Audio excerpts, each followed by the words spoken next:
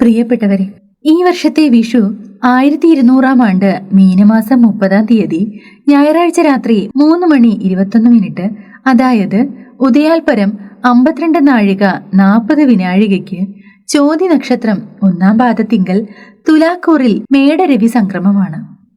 ഈ വർഷത്തെ വിഷുഫലം നിങ്ങൾക്ക് എപ്രകാരമായിരിക്കുമെന്ന് പാരമ്പര്യ ജ്യോതിഷ ഗണിത രീതിയിൽ ഗ്രഹനിലയെ അടിസ്ഥാനപ്പെടുത്തി ഏറ്റവും നൂതനമായ രീതിയിൽ വ്യത്യസ്ത മേഖലകളിലുള്ള വ്യക്തികളുടെ ആയിരക്കണക്കിന് ഗ്രഹനിലകളെ പരിശോധിച്ചും ഏറ്റവും കൃത്യമായ രീതിയിൽ അവതരിപ്പിക്കുവാനാണ് ശ്രമിക്കുന്നത്.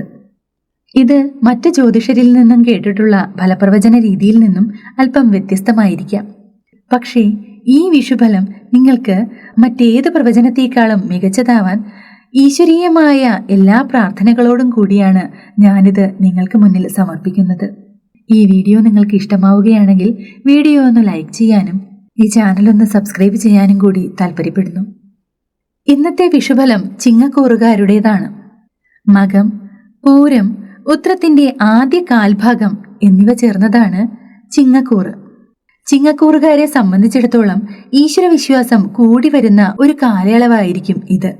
ശത്രുക്കളുടെ ഉപദ്രവം ഏറി വരുവാനും ദുരാരോപണങ്ങൾക്ക് പാത്രീഭവിക്കുവാനും സാധ്യതയുള്ളതിനാൽ ബന്ധങ്ങളിൽ അല്പം കൂടി ശ്രദ്ധ പുലർത്തേണ്ടതാണ്. പുതിയ ബിസിനസ് ആരംഭിക്കുവാൻ ആഗ്രഹിക്കുന്നവർക്ക് അതിനുള്ള അവസരം ഉണ്ടായി വരുന്നതാണ്. നിങ്ങളുടെ നിലവിലുള്ള ബിസിനസ് കുറച്ചുകൂടി മെച്ചപ്പെടുത്തുവാനുള്ള അവസരവും കൈവരുന്നതാണ്. വിദേശത്തെ തൊഴിൽ ചെയ്യുന്നവർക്ക് തൊഴിലിൽ പുരോഗതി ഉണ്ടായി വരുന്നതാണ്. വിദേശത്ത് പോകാൻ ആഗ്രഹിക്കുന്നവർക്ക് അതിനുള്ള അവസരവും കൈവരുന്നതാണ്. അധികരിച്ച ഉത്കണ്ഠ അനുഭവപ്പെടാം എന്നുള്ളതിനാൽ ഒട്ടും ഉറപ്പില്ലാത്ത കാര്യങ്ങൾ വേണ്ടത്ര തയ്യാറെടുപ്പുകൾ ഇല്ലാതെ ചെയ്യാൻ തുനിഞ്ഞിറങ്ങരുത്.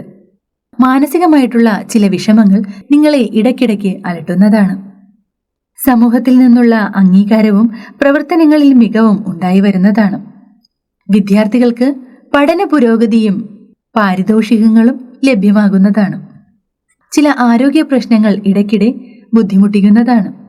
ആരോഗ്യം കുറച്ചുകൂടി മെച്ചപ്പെടുത്തുന്നതിന് യോഗ, മെഡിറ്റേഷൻ, എക്സസൈസ് മുതലായവ പരിശീലിക്കുന്നതും ഉത്തമമാണ്. ധനപരമായിട്ടുള്ള ഇടപാടുകളിൽ അല്പം കൂടി ശ്രദ്ധ പുലർത്തേണ്ടതാണ്.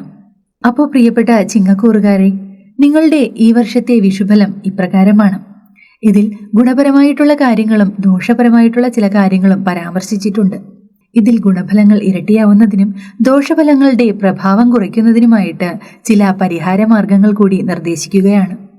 വ്യാഴാഴ്ച ദിവസം ശ്രീകൃഷ്ണന് ചന്ദനം കൊണ്ട് മുഴുക്കാപ്പ് ചാർത്തുന്നതും അരയാൽ പ്രദക്ഷിണം നടത്തുന്നതും വിഷ്ണു ക്ഷേത്രത്തിൽ പാൽപായസം കഴിപ്പിക്കുന്നതും സഹസ്രനാമം ജപിക്കുന്നതും ഹനുമാന് വടമാല ചാർത്തുന്നതും സുദർശന യന്ത്രം തയ്യാറാക്കി ധരിക്കുന്നതും സുബ്രഹ്മണ്യന് പഞ്ചാമൃതം അഭിഷേകം ചെയ്യുന്നതും ഗുണകരമാകുന്നു.